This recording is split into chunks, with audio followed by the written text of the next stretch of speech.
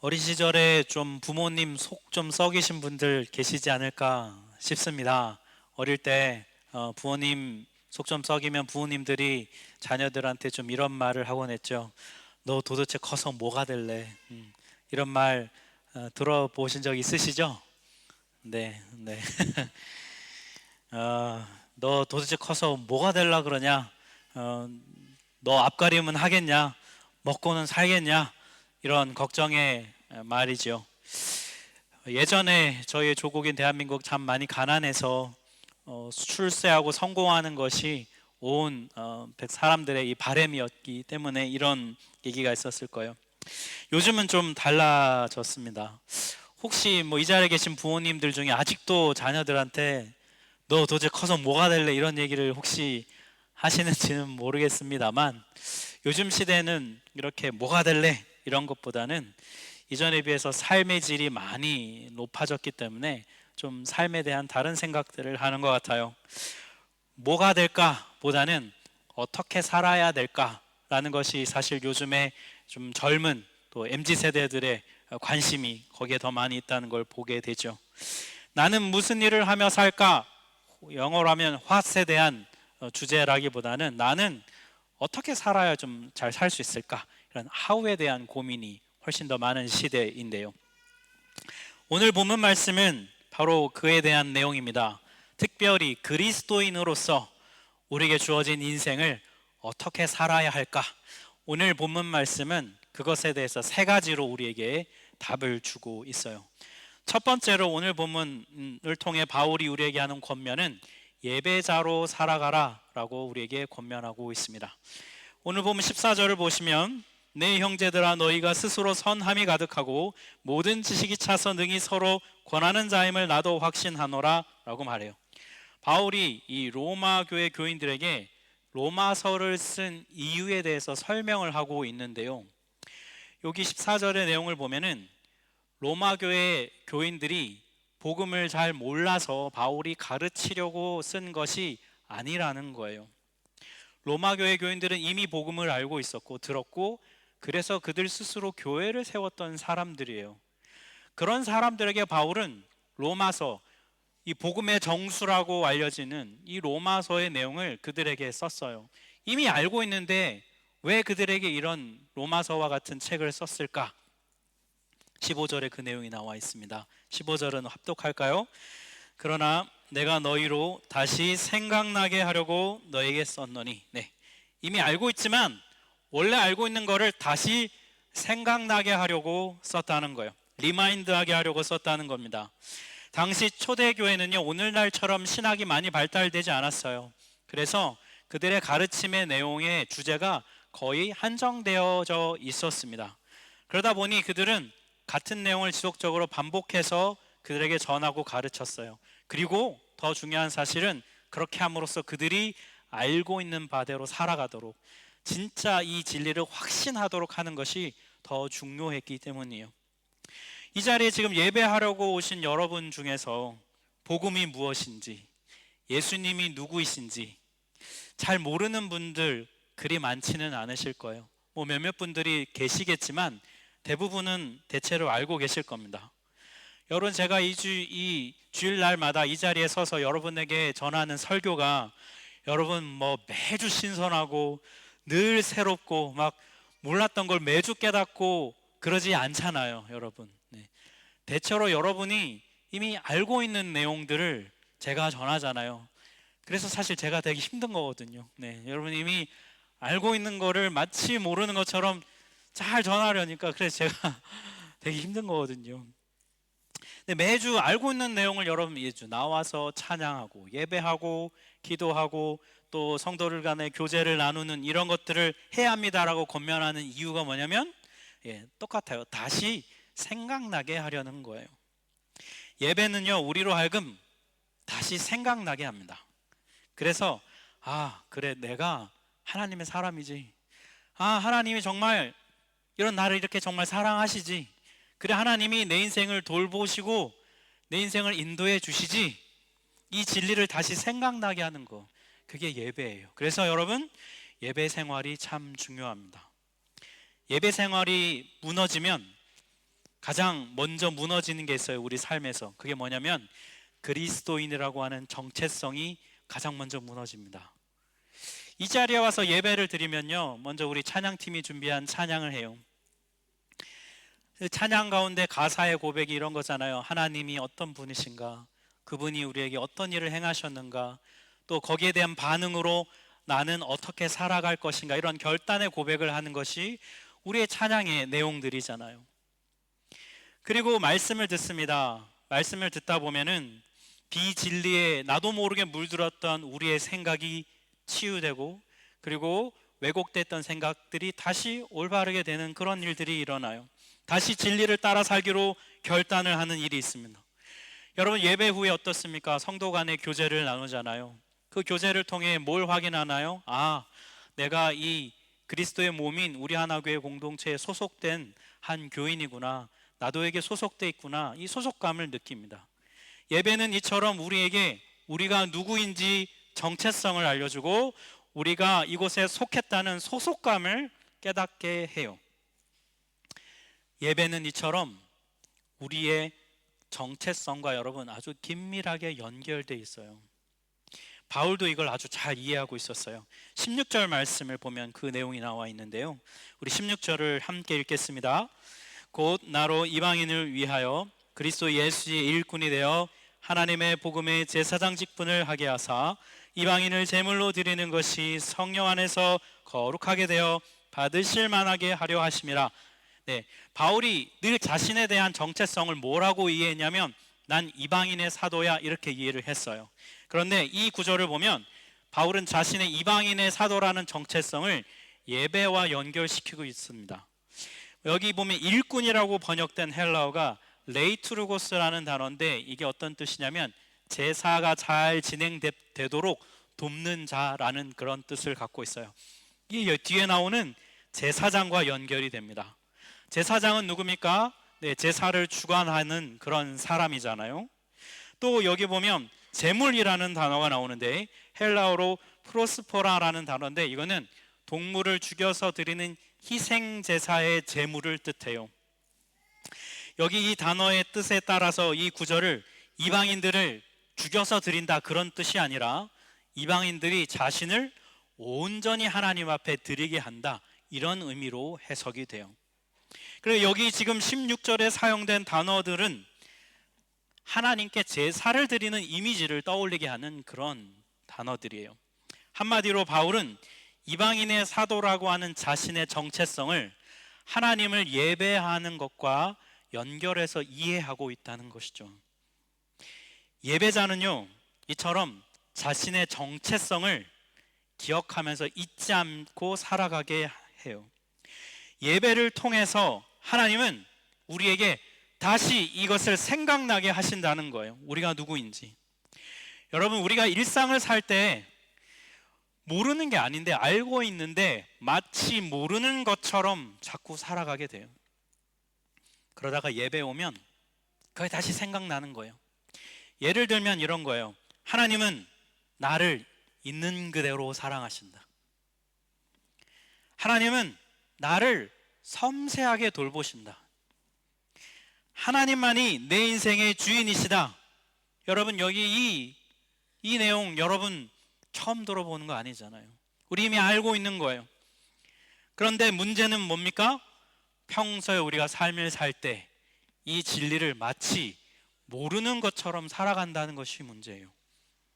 큐티할 때, 또 누구랑 대화할 때 잠깐 떠오르기는 해요. 하지만 금방 잊혀집니다. 여러분, 아침에 큐티한 거 밤에 내가 오늘 무슨 큐티했지? 그것도 기억 못하면서 우리는 그렇게 살아가잖아요. 우리는 이 진리를 모르는 것처럼 살아갑니다. 그냥 사는 거예요.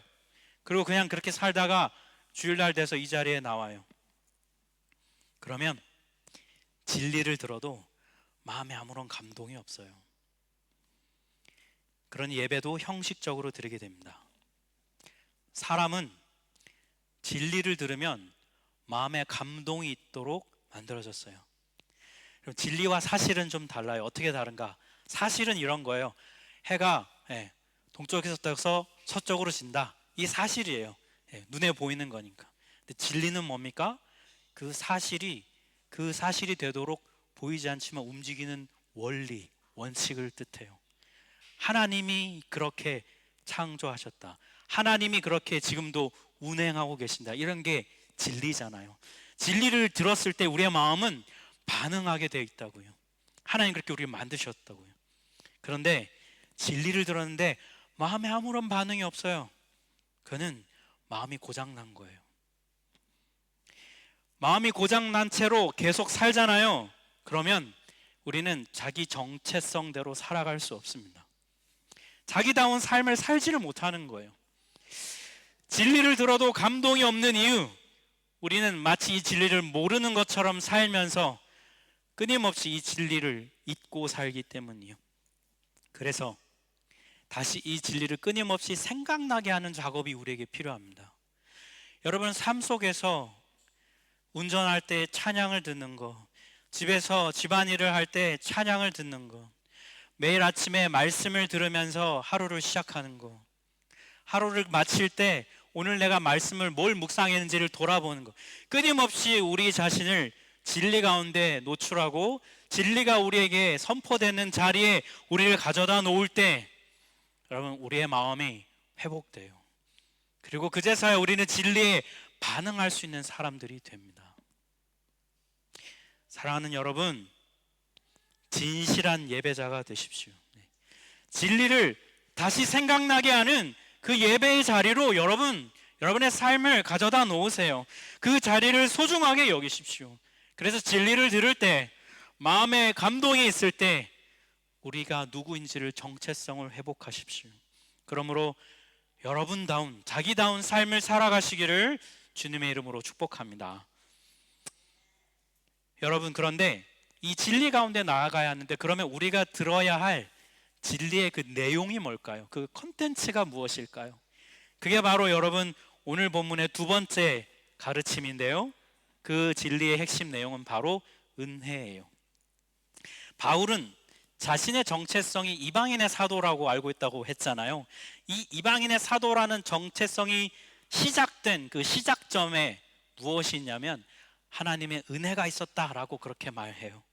본문 15절과 16절 말씀인데요, 같이 합독하겠습니다. 하나님께서 내게 주신 은혜로 말미암아 더욱 담대히 대략 너에게 썼노니 이 은혜는 곧 나로 이방인을 위하여 그리스도 예수의 일꾼이 되어. 처음에 바울이 이방인의 사도라는 이 정체성을 가질 수 있었던 이유는 바로 은혜 때문이라는 거예요. 그렇게 예수 믿는 자들을 죽이고 핍박했던 사람이 예수가 구원자다라고 전할 수 있게 된 이유는 다 은혜 때문이라는 거예요. 바울처럼 여러분, 우리도 우리 인생의 시작점, 거기가 은혜가 되어야 합니다. 여러분, 은혜가 시작점이 되어야 된다. 이게 무슨 말일까요? 태어날 때 막 응애하고 태어날 때부터 은혜로 시작해, 이게 아니잖아요. 그런 말이 아니라 사람의 삶 속에는요, 이제 진짜 좀 내 인생이 제대로 시작되는구나 라는 어떤 전환점이 되는 그 포인트가 누구에게나 있어요. 바로 그 부분을 얘기하는 거예요. 직장을 옮기는 것이 될 수도 있고, 뭐 이 독일 땅에 온 시점이 될 수도 있고, 결혼을 하는 걸 수도 있고, 또 이사를 가는 시점이 될 수도 있고, 새로운 사업을 시작하는 시점이 될 수도 있어요. 무엇이든지 좋습니다. 그럴 때 그 전환점 앞에서 우리는 새로운 각오나 새로운 결단을 해요. 좀 잘해봐야지, 이번엔 좀 제대로 해야지, 이런 새로운 각오나 결단을 해요. 시간이 지나면 어떻습니까? 그 결단이 희미해져요. 그 이유는 뭐 우리의 의지가 약해서일 수도 있고, 우리의 좀 고질적인 연약함일 수도 있겠고요. 또 세상이 여러분 워낙 복잡하고 굉장히 혼탁하기 때문에 세상은 우리가 그렇게 결단한 대로 살도록 우리를 가만히 내버려 두지 않잖아요. 그래서 여러분, 우리의 삶이 이리 휘둘리고 저리 휘둘리다 보면은 그냥 어느샌가 우리 삶이 길을 잃어버려요. 우리가 방향을 잃어버립니다. 그러다 보면 어떤 생각을 하게 될까요? 인생 뭐 있어? 그냥 사는 거지. 뭐 남들도 보니까 다 이렇게 살잖아. 뭐 나라고 뭘 이렇게 특별하다고 내가 뭘 이렇게 열심히 사나? 그냥 적당히 사는 거지. 이런 마음을 갖게 됩니다. 인생이 길을 잃어버렸을 때 우리에게 다시 길을 찾을 수 있는 이정표가 필요한데요, 그게 바로 은혜예요.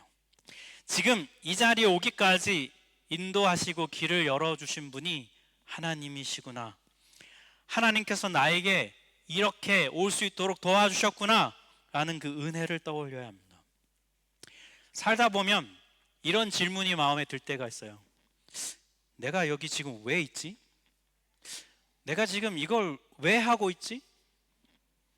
나는 뭘 위해서 이렇게 살아가고 있지? 이 질문이 떠오를 때가 있어요. 이 질문이 마음속에서 올라올 때는 어떤 때냐면 내가 지금 삶의 방향을 잃어버렸다는 증거예요. 어디로 나아가야 될지를 모르고 있다는 것입니다.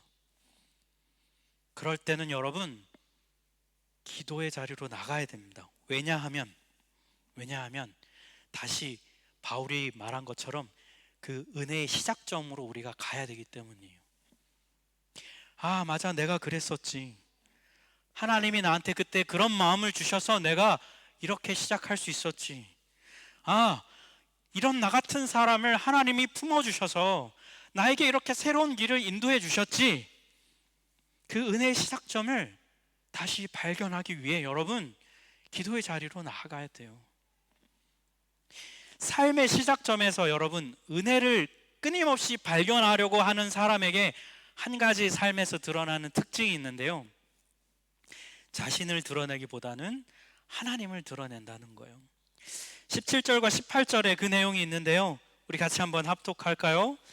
그러므로 내가 그리스도 예수 안에서 하나님의 일에 대하여 자랑하는 것이 있거니와 그리스도께서 이방인들을 순종하게 하기 위하여 나를 통하여 역사하신 것 외에는 내가 감히 말하지 아니하노라. 네, 여러분, 바울 정도면 얼마나 위대한 사람입니까? 복음 전하는 일에 자신의 일생을 다 바쳤어요. 그리고 그러느라 여러분, 고난을 굉장히 많이 경험했어요. 자신의 삶을 드렸다는 거에서 여러분 뭐가 있을까요? 자부심이 있잖아요. 그리고 여러분, 온갖 경험, 온갖 고난, 고통 이런 걸 다 경험했잖아요. 여러분, 사람이 자부심과 경험이 합쳐지면요, 여러분 천하무적이 됩니다. 여러분, 얼마나 그가 할 말이 많겠어요. 여러분, 독일 땅에 와서 막 처음에 고생하고 힘들고 막 이거 많이 해보면 독일 땅에 처음 온 분들과 막 말해주고 싶잖아요. 막 내가 얼마나 힘들었는지 막 너무 말하고 싶으면 미치겠잖아요, 여러분, 그죠? 고생을 안 하면 모르겠는데 고생을 말하고 싶거든요. 바울이 여러분 얼마나 할 말이 많겠어요. 근데 뭐라고 합니까? 함부로 말하지 않겠대요. 이유가 뭐예요? 자랑할 게 많지만 함부로 말하지 않겠다. 왜냐하면 18절 19절 그 일은 말과 행위로 표적과 기사의 능력으로 나를 통해 나타났지만 그것은 결국은 성령의 능력으로 이루어졌다는 것입니다. 그러니 굳이 자신이 자랑할 게 없다는 거예요. 우리가 살면서요, 나를 드러내고 싶은 유혹에 빠질 때가 참 많아요. 얼마나 열심히 헌신하면 날 알아주겠지 싶은 마음이 듭니다. 내가 어떤 분야에 경험이 많잖아요. 그러면 막 그걸 알고 싶어, 막 모르는 사람 보면 막 얘기해주고 싶어요. 막 내 돈 주고 가서 밥 사주면서 얘기하고 싶을 정도로 막 마음이 막 들끓거든요. 좀 내가 내세울 만한 성취를 하고 막 좀 뭘 이루었어요. 근데 그걸 아무도 몰라줘. 네. 아무도 인정해 주질 않아. 그러면 얼마나 마음이 좀 서운하고 좀 속상하고 그래요. 내가 노력하고 애쓰고 수고한 거에 대해 칭찬 듣고 싶거든요. 간혹 제가 사업하시는 분들을 만나면 사업하시는 분들이 은혜가 가장 충만할 때가 언제인 줄 아십니까? 개업 예배할 때요. 개업 예배할 때. 개업 예배할 때 가보면 막 이런 고백을 합니다. 정말 안 될 것 같은 계약이 성사되고 막 이 자리를 구할 수 없었는데 어떻게 하나님이 사람 만나게 해주셔가지고 막 그렇게 개업을 하게 됐어요. 그래서 정말 하나님의 은혜가 아니면 시작할 수 없었습니다. 이 진실한 고백이거든요. 시간이 점점 지나면 처음에 그 시작의 은혜를 다 까먹어요. 마음에 남는 건 뭡니까? 손해인가 마이너스인가 이익인가? 사업장에 이익이 있어야죠. 당연히 여러분 먹고 살아야 되는데 당연히 이익이 남겨져야죠. 그런데 중요한 건 뭐냐면 처음에 은혜로 시작했던 그 마음이 싹 다 사라져 버린다는 거예요. 마음에 드는 온갖 불평, 원망, 이게 은혜를 다 갉아먹도록 그냥 다 내버려 두기 때문입니다. 그러니 삶에서 하나님이 은혜로 베풀어 주시는 것들을 누리질 못해요. 그때 우리는 기도하고 엎드려야 합니다. 여러분, 방향을 잃어버린 내 삶이 다시 은혜의 시작점으로 돌아갈 수 있도록 우리 하나님 앞에 엎드리고 구해야 돼요. 하나님, 저에게 이 순전한 마음, 하나님의 은혜를 의지하는 겸손한 마음을 회복시켜 달라고 기도해야 합니다. 우리의 마음을 가만히 내버려 두잖아요. 그러면 우리의 마음은 더러워져요. 여러분, 집에서 잘 안 쓰던 물건 오래 놔뒀다가 갑자기 그거 쓰려고 빼면 어떻게 됩니까? 먼지가 풀풀 날려요. 우리 마음도 그렇습니다. 우리 마음 그냥 가만히 내버려 두면 먼지가 끼고 더러워집니다. 이 세상에서 살면서 먼지가 안 낄 수가 없어요. 순수한 마음, 나는 순전한 마음, 깨끗한 마음으로 하고 싶어요.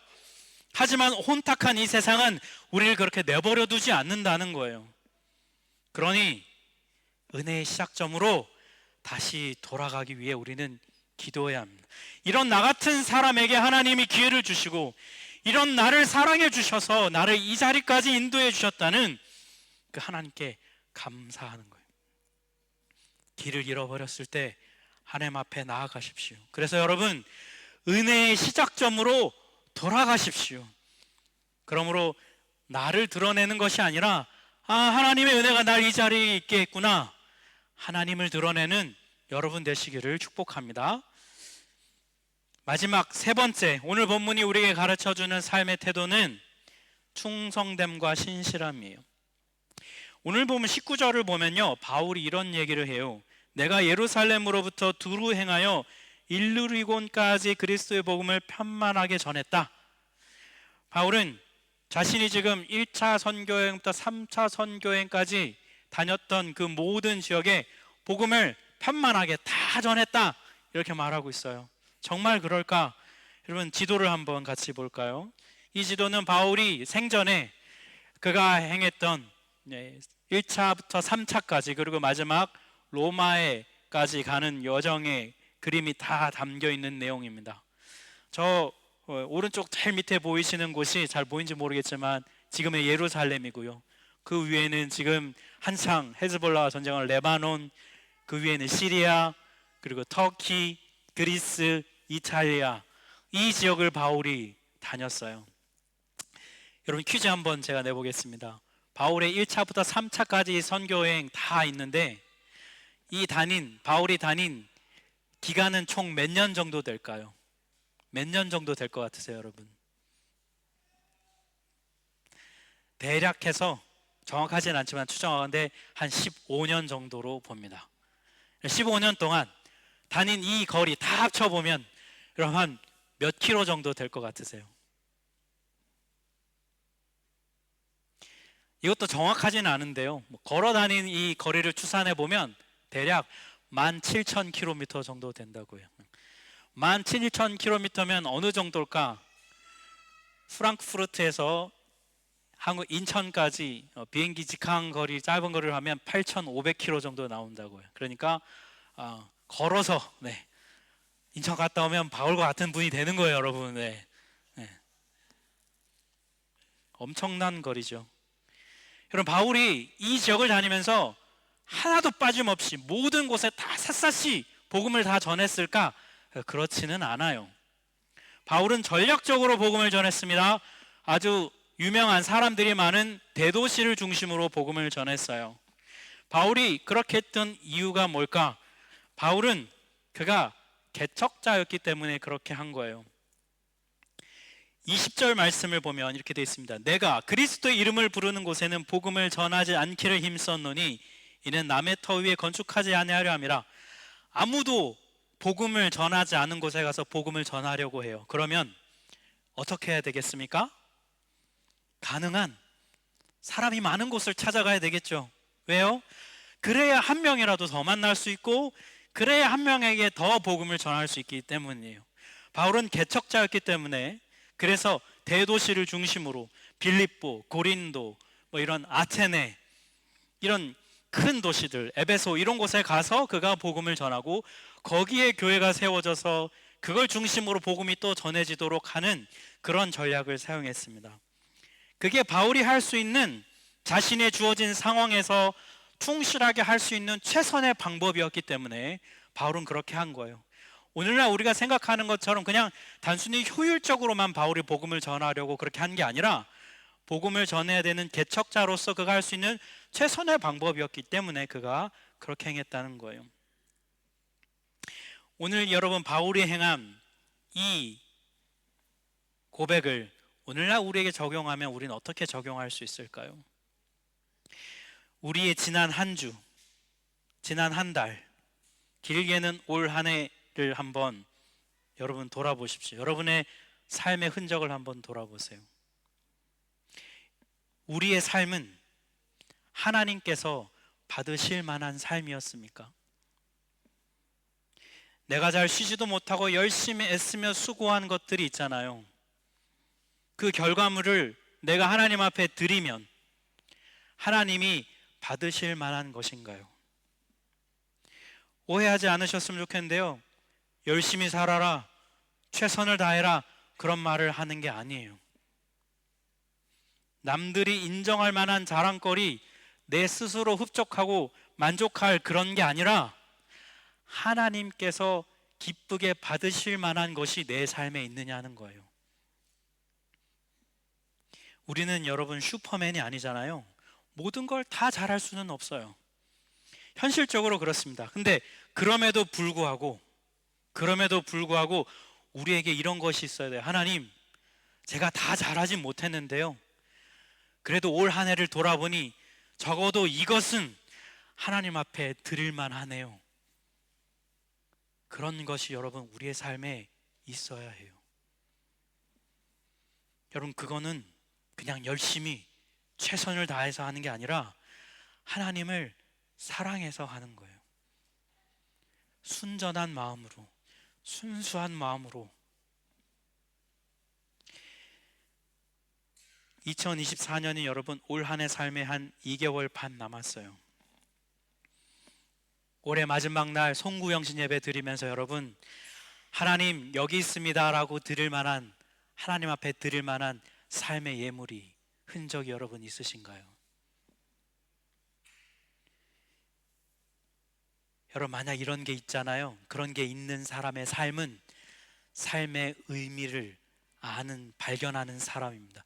거기에서 우리는 삶의 의미를 발견하고 거기에서 우리는 삶의 목적과 방향을 깨달아 알아갈 수 있게 돼요. 하나님께서 그래, 잘했다, 수고했다, 내가 기쁘게 받으마 라고 하는 걸 드릴 수 있는 사람, 그 사람의 삶은 헛된 삶이 아닙니다. 사랑하는 성도 여러분, 인생은요, 태어났다고 해서 그냥 사는 게 아니에요. 그냥 사라지는 것이 아닙니다. 어떻게 살아야 하는지 우리는 배워야 해요. 그 나이가 몇 살이든 우리는 어떻게 살아야 하는지, 그 나이답게 살아가는 법을 배워야 합니다. 배워야 잘 살아갈 수 있어요. 잘 살아가는 법을 배우지 않으면 우리는 길을 잃어버려요. 그럴 때마다 내가 길을 잃었구나 라고 판단되면 멈추어 서십시오. 그리고 여러분, 이정표를 보세요. 말씀 앞에 멈추어 서십시오. 그러면 이미 알고 있었지만, 이미 배웠지만 마치 모르는 것처럼 살아가고 있는 나를 발견하게 돼요. 하나님의 말씀은 다시 우리를 생각나게 하십니다. 그리고 또 가르쳐 주세요. 그래서 말씀을 통해 다시 길을 찾아가도록 하십니다. 우리 시편 119편 105절은 우리에게 그걸 선포하고 가르쳐 주고 있습니다. 우리 이 구절을 합독하고 말씀을 마칠게요. 같이 합독하겠습니다. 주의 말씀은 내 발의 등이요 내 길의 빛이니이다. 아멘.